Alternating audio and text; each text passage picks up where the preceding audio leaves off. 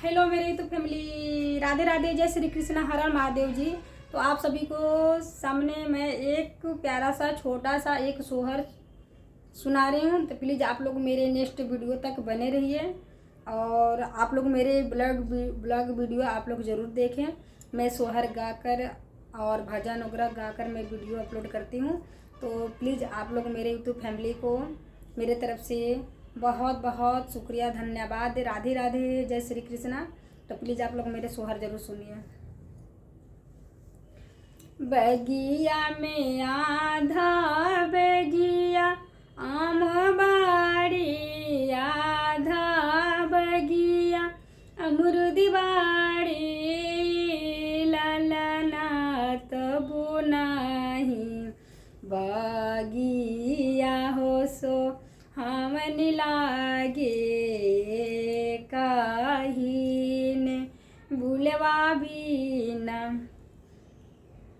बगिया में आधा बगिया आम बाड़े, आधा बगिया अमरुद बाड़ी, ललना तबु नाही बगिया सो हमन लागे, काहीन बुलवा बीना।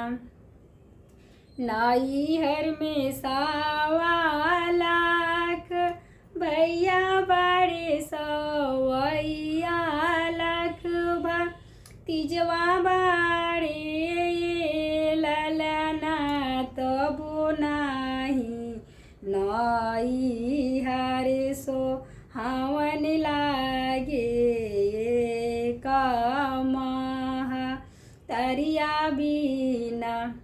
नैहर में 1.25 लाख भैया बड़े, 1.25 लाख तीजवा बाड़े, ललना तबु नाही नैहर सो हमन लागे, कमाहा तरिया बीना। ससुरा में 1.25 लाख ससुर बाड़े, 1.25 लाख भसुर बाड़े, ललना तबु नाही ससुरा सो हमन लागे, कही पुरुखवा बीना। ललना तबु नाही ससुरा सो हमन लागे, कही पुरुखवा बीना। तो हेलो दोस्तों, आप लोग को कैसा लगा मेरे सोहर? और प्लीज़ आप लोग मेरे ब्लॉग वीडियो में ऐसे बने रहिएगा और मेरे चैनल से आप लोग जुड़ जाइएगा। मेरे यूट्यूब फैमिली को मेरी तरफ से राधे राधे, जय श्री कृष्णा, हर हर महादेव जी। आप लोग को मेरे चैनल पे अच्छे अच्छे से सोहर और भजन मिलता रहेगा। प्लीज़ आप लोग सपोर्ट करें, आशीर्वाद दें। जय माता दी, हर हर महादेव जी, जय श्री कृष्णा, राधे राधे।